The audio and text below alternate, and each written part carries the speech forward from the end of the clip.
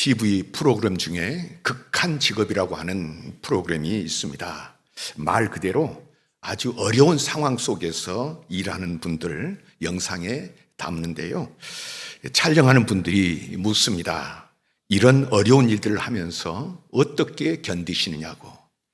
그러면 가끔 어떤 분들은 먹고 살기 위해서 이 일을 한다고 하시는 분들도 있지만은 거의 대부분은 사랑하는 가족들이 있기 때문에, 사랑하는 그 자식들 생각하면서 기꺼이 힘든 일이지만 감당합니다 하고 대답을 합니다. 어려움을 이기는 것, 마음에 어떤 힘이 되는 것이 있기 때문에 이긴다 하는 것이죠. 또 그런가 하면 요즘은 방영하지 않지만은 예전에 TV 프로그램을 진행하는 뽀빠이 이상용 씨 있죠. 그분이 진행을 하면서 전남 곡성에 107세 되신, 107살 되신 그 할아버지를 만나서 인터뷰를 하던 장면이 있는데요. 할아버지, 이렇게 오래 사신 비결이 뭐예요? 할아버지가 뭐야? 그냥 형님이라고 불러. 아, 형님, 죄송합니다. 형님, 오래 사신 비결이 뭐죠? 비결은 무슨 안 죽으니까 오래 살았지. 형님도 그동안 살아오면서 미운 사람이 많았을 텐데 어떻게 그걸 다 참고 사셨어요? 미운 사람도 있었지. 하지만 그냥 내버려 뒀어. 그랬더니 지들이 알아서 80, 90살 되어서 다 죽던데 뭘. 미운 사람 있어도 그냥 즐겁게 오래 살면 돼. 절대 화내지 말고 그냥 웃어버려 하면서 이렇게 웃으라고 웃는 장면이 있습니다. 그런가 하면 어떤 집사님이 한 분이 학교 동창하고 동업을 했습니다.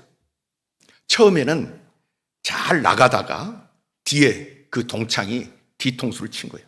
사기를 쳤습니다. 그걸 아는 순간 이제 모든 것을 다 빼앗기고 잃어버렸으니까 두 다리에 힘이 쭉 빠지고 그냥 하늘이 샛노랗다는 것입니다. 그래서 펄쩍 자리에 주저앉았습니다. 그냥 눈물이 하염없이 흘러내리는데, 그래서 그 눈물을 닦으려고 이제 가방에서 이렇게 막 찾다가 젊은 시절에 남편과 찍은 사진 한 장이 나오는 것입니다. 그런데 그걸 보면서 눈물이 더 쏟아지면서 힘이 생기더라는 것입니다. 그래, 내가 평생 이 인간하고도 살았는데 어떤 어려움인들 못 견디겠어? 벌떡 일어나서 다시 힘을 냈다고도 합니다. 오늘 하나님께서 우리에게 주신 말씀은 AD 40년 중반으로, 예수님이 오신 40년 이제 더 지나서 한 중반에 당시 세계의 중심이었던 로마에 있던 교회를 배경으로 하고 있습니다.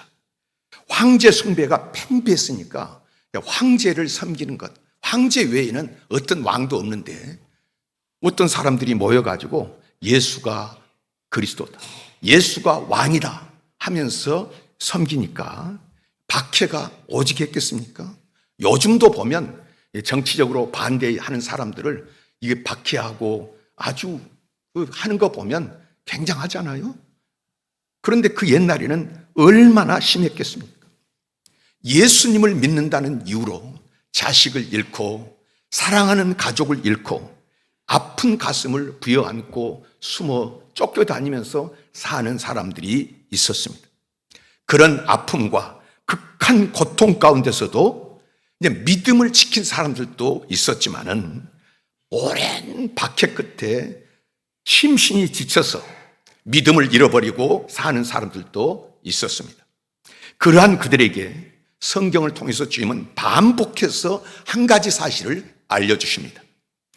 예수 그리스도를 통한 하나님의 놀라운 사랑으로 인해서 우리가 하나님의 자녀 되었다는 사실입니다. 하나님의 사랑으로, 그 사랑으로 인해서 우리가 하나님의 자녀 되었다. 하나님의 사랑 이야기를 들려주십니다. 우리에게 주신 성령으로 말미암아 하나님의 사랑이 우리 마음에 부은 바 되었느니라. 우리가 아직 죄인 되었을 때에 그리스도께서 우리를 위하여 죽으심으로 하나님께서 우리에게 대한 자기의 사랑을 확증하셨느니라. 그러면 이제 우리가 그의 피로 말미암아 의롭다 하심을 받았으니, 이것은 하나님께서 우리에게 어떠한 사랑을 허락하셨는지를 확인해 주시는 말씀입니다. 그 사랑을 바로 아는 것이 구원의 길이요 승리의 길이라는 말씀입니다. 이 세상에는 환난이 많이 있고 이해할 수 없는 고통들도 많이 있지만은 하나님의 사랑을 알면 승리할 수 있다는 말씀입니다. 그래서 다른 것을 말씀하시지 않고 하나님께서 우리를 어떻게 사랑해 주셨는지를 말씀해 주십니다. 로마서 8장 35절에서 37절의 말씀입니다. 누가 우리를 그리스도의 사랑에서 끊으리요? 환난이나 곤고나 박해나 기근이나 적신이나 칼이나 위험이랴. 기록된 바 우리가 종일 주를 위하여 죽임을 당하게 되며 도살당할 양같이 여김을 받았나이다 함과 같으니라. 그러나 이 모든 일에 우리를 사랑하신 이로 말미암아 우리가 넉넉히 이기느니라. 우리들 가운데도 참 많은 사랑의 이야기들이 있습니다. 결혼을 앞둔 어떤 한 아가씨가 유명한 의학대학을 나온 청년과 교회에서 만나서 서로 봉사하고 함께 주님을 섬기는 가운데 교제가 깊어지면서 결혼 이야기가 나오게 됐습니다. 교제할 때는 몰랐는데 막상 이제 결혼 이야기가 나오게 되니까 고민에 빠진 것입니다. 그 아가씨의 집은 부자는 아니지만은 그래도 들어보니까 의사 될 분하고 결혼하면 아파트라도 한 채 사야 된다, 이런 이야기가 있는데 이제 그렇게 해야 되겠다고 하는데 아무리 허리띠를 졸라매도 버겁기만 한 일이어서 밤잠을 이루지 못하고 고심하고 있었습니다. 그런데 남자 집에서 노골적으로 큰 아파트하고 병원 개업할 건물도 요구하는 것입니다. 그 아가씨는 그 사람을 진심으로 좋아했다고 합니다. 의사가 될 사람이어서가 아니라 그를 진정으로 사랑했기 때문입니다. 그러나 결국 헤어질 수밖에 없었습니다. 건물 마련할 그만큼 여력이 안 됐기 때문입니다. 그들의 사랑 이야기를 들으면서 참 씁쓸함을 느낍니다. 서로 사랑해서 결혼한다고 하지만은 돈이 없으면 할 수 없는 사랑이요, 실패하면 헤어질 사랑입니다. 병이 들면 내던져 버릴 그런 사랑입니다. 또 다른 사랑 이야기가 있습니다. 내가 당신을 사랑하는 것은 까닭이 없는 것은 아닙니다. 다른 사람들은 나의 홍한을 사랑하지만 당신은 나의 백발도 사랑하는 까닭입니다. 내가 당신을 그리워하는 것은 까닭이 없는 것은 아닙니다. 다른 사람들은 나의 미소만을 사랑하지만 당신은 나의 눈물도 사랑하는 까닭입니다. 내가 당신을 기다리는 것은 까닭이 없는 것은 아닙니다. 다른 사람들은 나의 건강만을 사랑하지만은 당신은 나의 죽음도 사랑하는 까닭입니다. 한용운의 까닭은 사랑하는 까닭이라는 제목의 시입니다. 마음 깊은 사랑과 그리움, 그리고 기다림의 이유가 참 아름답고 순수하죠. 아름다운 사랑의 이야기입니다. 그러나 이것도 자세히 여러분 보십시다. 조건적인 사랑입니다. 그것은 뭐뭐 하는 까닭에, 나의 백발도 사랑하는 까닭에, 나의 눈물도 사랑하는 까닭에, 죽음도 사랑하는 까닭에, 이 까닭이라는 단어로 성립되는 조건적인 사랑입니다. 변함없는 사랑을 주기 때문에 사랑하고 나에게 잘해주기 때문에 잘해주는 그런 사랑입니다. 인간의 사랑. 그러나 우리 하나님의 사랑은 우리가 하나님을 사랑하기 때문에 사랑하시는 사랑이 아니었습니다. 내가 잘났기 때문에, 내가 많이 배웠기 때문에, 내가 세상 지위가 대단하고 부자이기 때문에, 세상에서 영향력이 있고 장차 하나님의 교회에서 크고 귀하게 쓰임 받을 만한 사람이기 때문에 사랑하신 사랑이 아니었습니다. 이 놀라운 사랑을 가장 잘 표현해 주는 것은 오늘 본문 6절에 우리가 아직 연약할 때, 8절에 우리가 아직 죄인 되었을 때, 그리고 10절에 우리가 원수 되었을 때 그의 피로 말미암아라고 말씀합니다.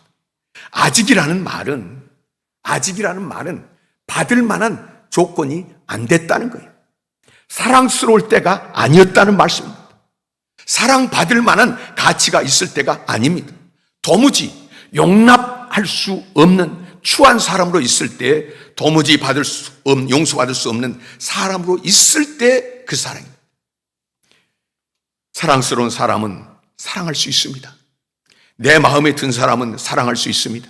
내가 낳은 자식, 내가 키운 자식 사랑할 수 있습니다. 그런데 우리가 하나님과 원수 되었을 때에, 우리가 죄인으로 있을 때에 우리를 사랑하셨다는 말씀입니다. 하나님께서 크신 사랑을 우리에게 주신 것은 우리가 대단한 존재에서가 아니고요, 쓸모가 있어서가 아니고요, 이리 보아도 저리 보아도 아무리 살펴보아도 의로움은 없지만 무조건적으로 부어주신 사랑입니다. 조건이 거기에 있는 것이 아니라 하나님 마음 가슴에 그 조건이 있었습니다. 그것을 성경은 우리가 아직 연약할 때, 죄인 되었을 때, 우리가 원수 되었을 때 쏟아 부어주신 사랑이라고 말씀하시는 것입니다. 그렇습니다. 우리가 하나님과 등을 돌리고 있을 때 하나도 없는 그때에 이 말씀이 얼마나 은혜가 되는지 모릅니다. 성경을 보십시오. 처음부터 끝까지 우리 하나님께서 얼마나 죄를 미워하시는지 그것을 강조하십니다. 거룩하신 하나님은 도무지 죄를 용서하실 수 없으셨고 죄인을 용납하실 수 없으셨습니다. 반드시 심판하셔야 했고 벌하셔야 했습니다. 그런데 죄인들을 사랑하셨습니다. 죄를 미워하시기에 그 죄값을 지불하셔야 했습니다. 그래서 구제불능인 죄인들을 위해서 하나님은 그 아들 독생자를 내놓으시기로 작정하셨습니다. 그 죄값은 당신의 독생자에게 지우시기로 작정하셨습니다. 그래서 이 땅에 하나님께서 예수 그리스도를 보내신 것입니다. 어느 날 어떤 분이 돼지를 사랑하기로 작정했습니다. 그 더러운 오물 속에서 뒹구는 돼지들을 구원하기로 결정했지요. 그리고 자기의 사랑하는 아들에게 이렇게 말합니다. 사랑하는 아들아, 우리가 저 불쌍한 돼지들을 구원해보자. 이제 너는 돼지가 되어라. 저 오물로 가득한 돼지우리로 들어가서 돼지들이 먹는 것을 먹으며 돼지로 살아라. 그리고 그렇게 살다가 돼지들에게 짓밟혀서 죽어라. 그것이 저들을 구원할 유일한 길이다. 정말 그렇게 해야 한다면 여러분 하실 수 있겠습니까? 저는 죽어도 못할 것 같습니다. 못 보냅니다. 우리 아들을 어떻게 보냅니까? 그런데 하나님은 하셨습니다. 왜요? 바로 나를 살리기 위해서. 어디 다른 나라에서 오신 것도 아니고요, 저 하늘 보좌로부터 그 영광스러운 나라에서 돼지 우리보다 더 더러운 이 세상에 육신을 입고 오셨습니다. 우리를 위해 아들을 보내셨고 우리를 살리기 위해서 아들을 죽게 하셨습니다. 한 그리스도인은 이 놀라운 하나님의 사랑에 감격해서 그런 시를 썼습니다. 그 크신 하나님의 사랑 말로 다 형용 못하네. 저 높은 별을 넘어 이 낮은 땅 위에 하늘을 두루마리 삼고 바다를 먹물 삼아 한없는 하나님의 사랑 다 기록할 수 없겠네. 하나님의 크신 사랑 그 어찌 다 쓸까? 저 하늘 높이 쌓아도 채우지 못하네. 아무리 글을 잘 쓰는 작가라 할지라도 표현할 수 없고 다 적어낼 수 없는 놀라운 사랑이라고 고백합니다. 너무나 크고 놀라워서 하늘을 펼쳐놓아도, 그리고 바닷물을 먹물 삼아서 쓴다 할지라도 다 기록할 수 없는 사랑이라고 고백을 합니다. 그 사랑을 다 표현할 수 없지만은 오직 그 사랑은 받은 사람만 알 수 있습니다. 어느 교회 유치부에 다니는 어린아이가 하루는 교회에 와서 선생님에게 이렇게 말했습니다. 선생님, 있잖아요. 어제 저 하나님 만났어요. 그냥 어린아이가 하는 말이라 선생님은 가볍게 생각하고 대답했습니다. 하나님은 우리 마음속에 계시기 때문에 언제든지 만날 수 있단다.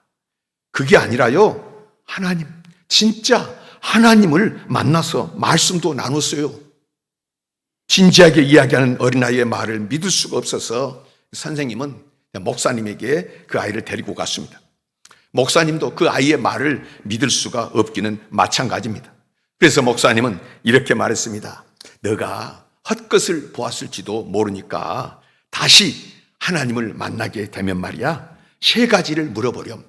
첫째는 이 목사님이 고등학교 다닐 때 제일 좋아하는 과목이 뭐였는지 한번 물어보고, 두 번째는 고3 때 좋아하는 과목의 성적이 얼마였는지 한번 물어보고, 그리고 세 번째는 말이야, 목사님이 최근에 무슨 죄를 졌는지 한번 물어보렴. 목사님은 그 아이의 말을 별로 심각하게 받아들이지를 않았습니다. 그 다음 주일날 그 아이는 목사님 사무실을 찾아왔습니다. 목사님 물었습니다. 그래, 하나님 만났니? 예, 하나님을 만났어요. 그래, 내가 물어보라고 한 것은 물어보았니? 예, 목사님이요, 고등학교 때 제일 좋아했던 과목은 영어라고 말씀하셨어요. 그래, 그것은 맞구나. 그럼 두 번째 질문에 대해서는 뭐라고 말씀하시던? 목사님이요, 영어 과목을 좋아하시기는 하셨지만은 고3 때 영어 성적은 60점 조금 넘으셨대요. 그래, 그것도 맞구나. 그럼 세 번째 질문에 대해서는 뭐라고 하시던?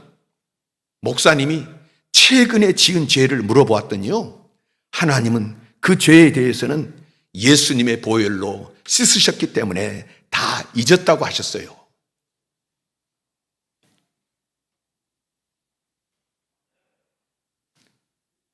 하나님은 우리를 그렇게 보십니다.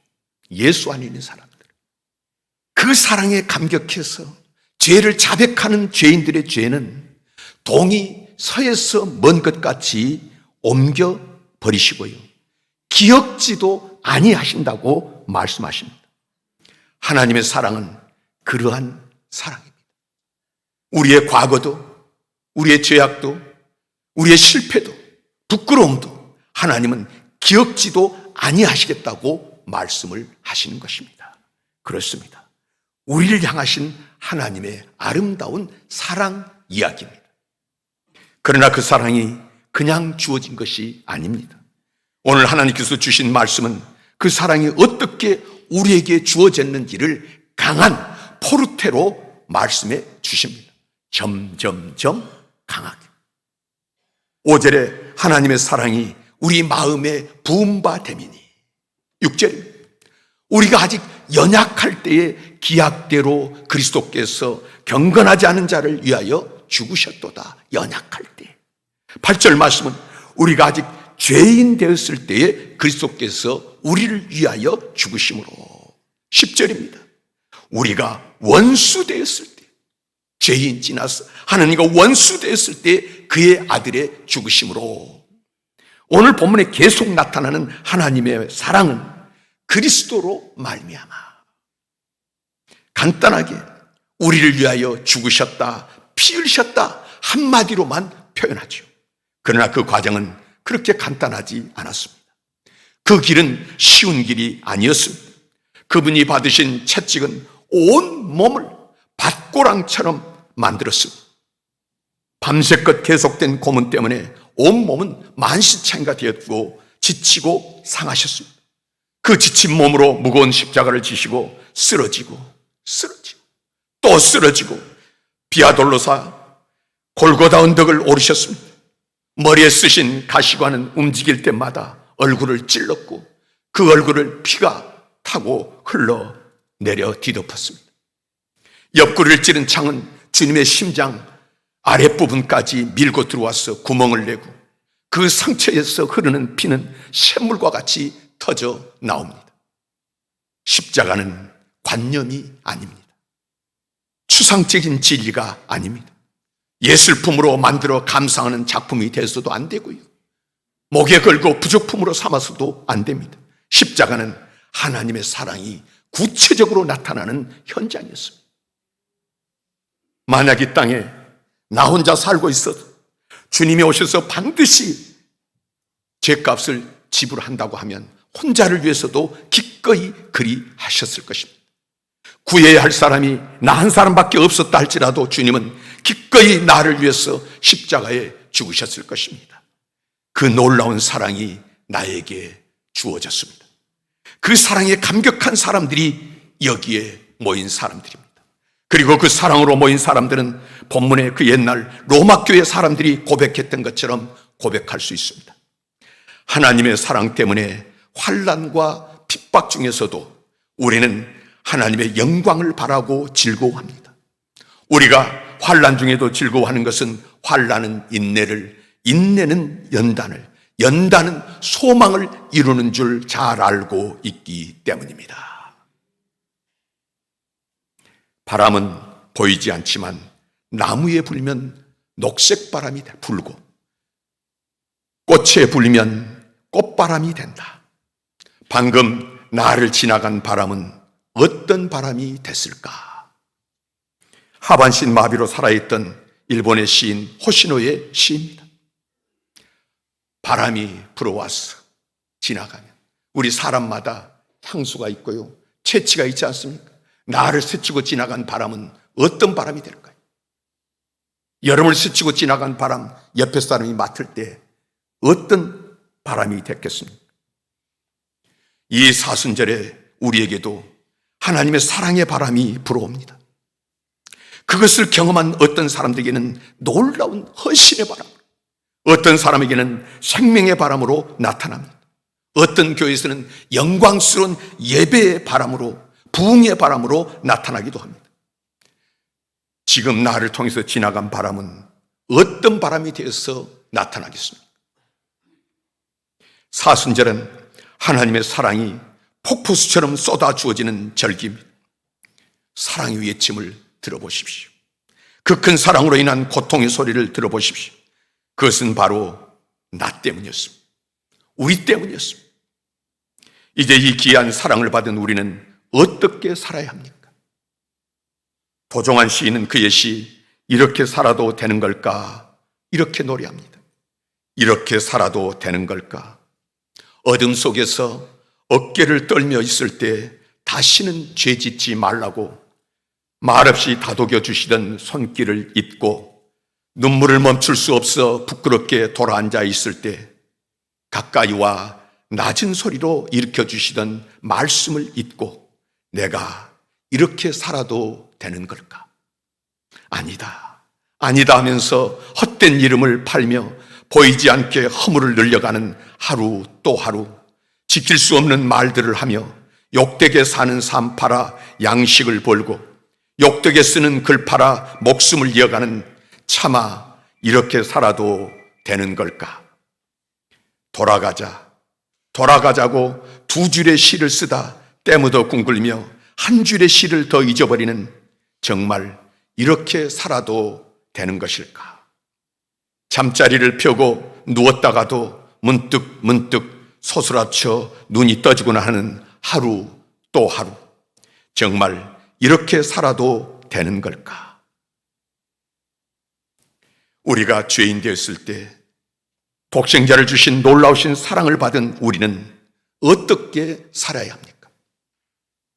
그의 피로 말미암아 구원받은 나, 주님은 본문 11절을 통해서 말씀하십니다. 그뿐 아니라 이제 우리로 화목하게 하신 우리 주 예수 그리스도로 말미암아 하나님 안에서 또한 즐거워하느니라.